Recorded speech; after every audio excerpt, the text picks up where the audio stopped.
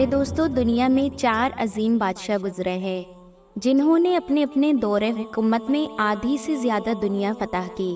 ان میں 2 مومن بادشاہ تھے، حضرت ذوالقرنین اور حضرت سلیمان علیہ السلام، جبکہ 2 مشرک و کافر تھے، بخت نصر اور نمرود۔ نمرود بادشاہ بابل کا حکمران گزرا ہے۔ اس کا نام نمرود بن کنعان بن قوس بن سام بن نوح تھا۔ روایات میں نمرود کے بارے میں اس طرح بیان کیا گیا ہے کہ نمرود نے 400 سال دنیا میں حکومت کی۔ یہ بڑا ظالم اور وحشی بادشاہ تھا۔ اس کے دور حکومت میں بت پرستی عام تھی۔ ہر انسان نے اپنے اپنے خدا بنائے ہوئے تھے۔ انہوں نے خدا کی عبادت کو چھوڑ کر عبادت کے اپنے طریقے بنائے ہوئے تھے۔ پیارے دوستو، نمرود ولد الزنا اور حرامی تھا۔ اس کی ماں نے زنا کرایا تھا، جس سے نمرود پیدا ہوا تھا۔ زنا کی وجہ صرف یہ تھی کہ سلطنت کا کوئی وارث پیدا نہ ہوگا تو بادشاہت ختم ہو جائے گی، لیکن یہ حرامی لڑکا بڑا ہو کر بہت بڑا بادشاہ بن گیا۔ 400 سال بادشاہی کرنے کے بعد سرکشی اور تکبر اور غرور اس کی طبیعت میں سما گیا تھا۔ نمرود نے ایک رات یہ خواب دیکھا کہ ایک ستارہ نکلا اور اس کی روشنی میں چاند، سورج وغیرہ سارے ستارے بے نور ہو کر رہ گئے۔ کاہنوں اور نجومیوں نے خواب کی یہ تعبیر دی کہ ایک فرزند ایسا ہوگا جو تیری بادشاہی کے زوال کا باعث ہوگا۔ یہ سن کر نمرود بے حد پریشان ہو گیا اور اس نے یہ حکم دے دیا کہ میرے شہر میں جو بچہ پیدا ہو وہ قتل کر دیا جائے اور مرد عورتوں سے جدا رہیں۔ چنانچہ ہزاروں بچے قتل کر دیے گئے، مگر تقدیر الہی کو کون ٹال سکتا ہے۔ اسی دوران حضرت ابراہیم علیہ السلام پیدا ہو گئے اور بادشاہ کے خوف سے ان کی والدہ نے اس شہر سے دور پہاڑ کی ایک غار میں ان کو چھپا دیا۔ اسی غار میں چھپ کر ان کی والدہ ان کو روزانہ دودھ پلایا کرتی تھی۔ بعض مفسرین کا قول ہے کہ 7 برس کی عمر تک، اور بعض نے تحریر فرمایا ہے کہ 17 برس تک آپ اسی غار میں پرورش پاتے رہے۔ دوسری طرف شرک اتنا عام تھا کہ نمرود کے دور میں کوئی ایک خدا کو ماننے کے لیے تیار ہی نہ تھا۔ نمرود لوگوں کو کہتا تھا کہ میں آپ کا خدا ہوں۔ وہ ہر کسی کو اپنی عبادت کرنے پر مجبور کرتا تھا۔ اس دور میں صرف حضرت ابراہیم علیہ السلام ہی تھے جو ایک خدا پر یقین رکھتے تھے۔ وہ بتوں کی پوجا کرنے سے دوسروں کو منع کرتے تھے کہ خدا ایک ہے، صرف اسی کی عبادت کرو، اس کے سوا کوئی عبادت کے لائق نہیں۔ نمرودی قوم ایسی قوم تھی جس پر حضرت ابراہیم علیہ السلام کے الفاظ کا کوئی اثر نہیں پڑتا تھا۔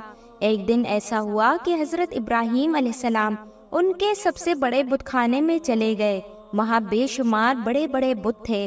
حضرت ابراہیم علیہ السلام نے ان کے سب بتوں کو کلہاڑے سے توڑ دیا اور سب سے بڑے بت کے کاندھے پر کلہاڑا لٹکا دیا۔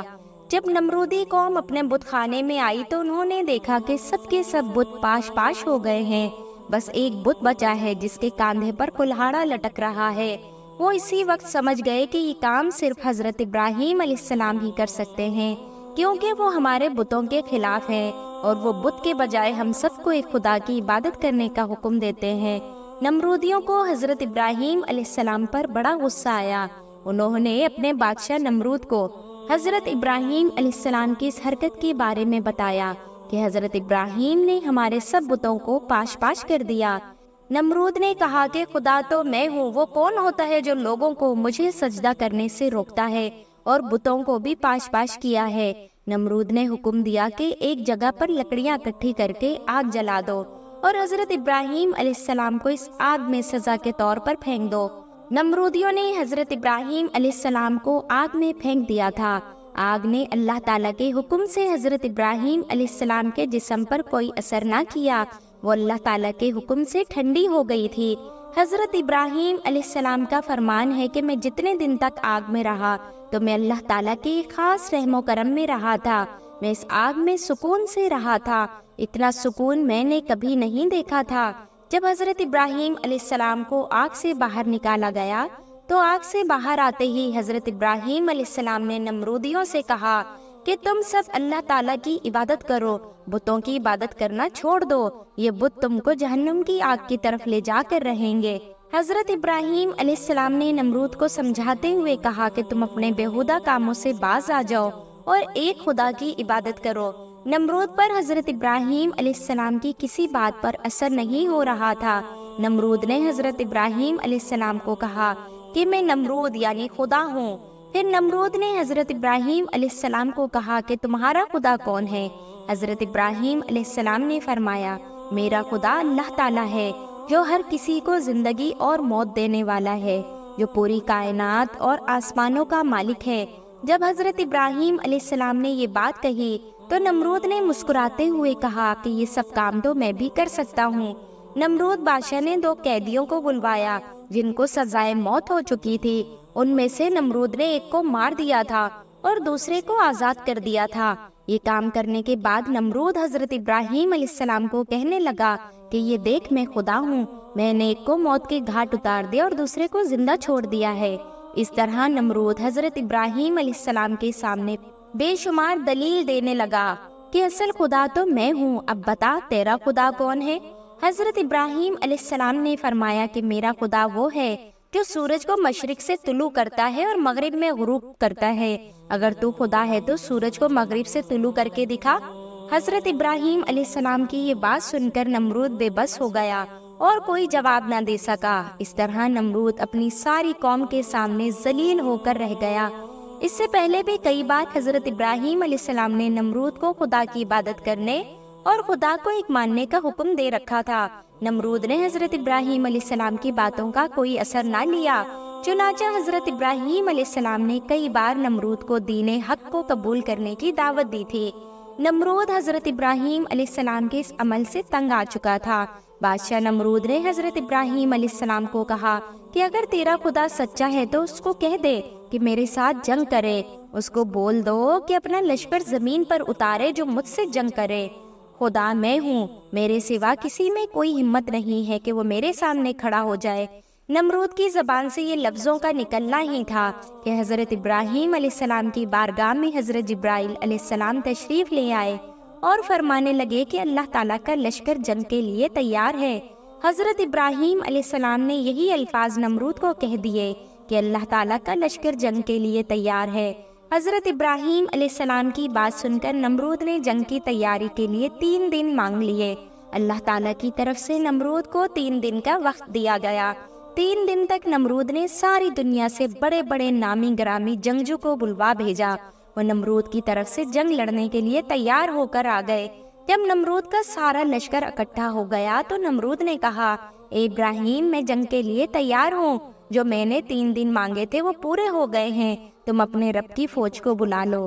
حضرت ابراہیم علیہ السلام نے اللہ تعالیٰ کی بارگاہ میں دعا کی تو اللہ تعالیٰ نے نمرود سے جنگ کرنے کے لیے مچھروں کا لشکر بھیج دیا، جن کی تعداد نمرود کے لشکر کے کئی گنا زیادہ تھی۔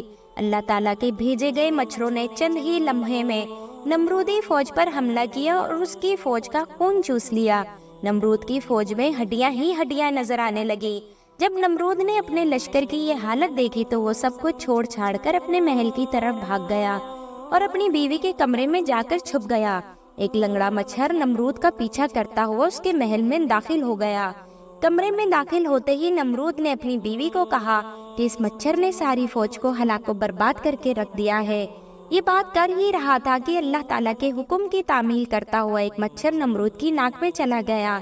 مچھر ناک سے ہوتا ہوا دماغ تک جا پہنچا۔ مچھر دماغ میں جا کر دماغ کو چاٹنے لگا۔ جب مچھر دماغ کو کاٹتا تو نمرود تکلیف سے اپنے سر کو پاگلوں کی طرح دیواروں کے ساتھ مارتا تھا۔ اس طرح وہ مچھر نمرود کے دماغ کو کئی دن تک کھاتا رہا۔ نمرود نے یہ حکم جاری کر رکھا تھا کہ جو کوئی بھی نمرود کے پاس آئے تو اپنی جوتی اتار کر نمرود کے سر پر جوتے مارے۔ اس طرح نمرود کو چند دیر تک سکون رہتا تھا۔ تھوڑا سا ٹائم گزرنے کے بعد نمرود تکلیف سے پھر بے حال ہو جاتا تھا۔ اس لنگڑے مچھر کے کاٹنے سے نمرود اپنے سر کو دیواروں سے مارتا رہتا تھا۔ اسی سزا میں تڑپتا تڑپتا نمرود اس دنیا سے چل بسا۔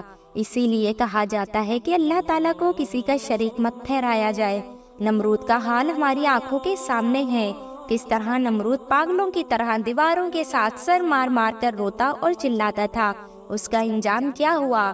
اس بات میں کوئی شک نہیں کہ اللہ تعالیٰ ایک ہے، اس کے سوا کوئی عبادت کے لائق نہیں ہے۔ جو کوئی بھی اللہ تعالیٰ کی ذات کو للکارتا ہے تو اللہ تعالیٰ اس کا انجام بہت ہی برا کرتے ہیں۔ پیارے دوستو، اللہ ہی کی وہ پاک ذات ہے جو ہمارا رازق، خالق اور مالک ہے۔ وہی موت اور زندگی دینے والا ہے۔ دن رات، سورج، چاند اور ستارے، کوئی بھی اس کی مرضی کے بغیر حرکت نہیں کر سکتا، اور جو خدا کی نافرمانی کرتا ہے ایک نہ ایک دن وہ عذاب الہی میں ضرور مبتلا ہوتا ہے۔ تو بس ہر حال میں اللہ کا شکر ادا کرتے رہیے اور کبھی بھی کسی بات کا بھی غرور مت کیجیے۔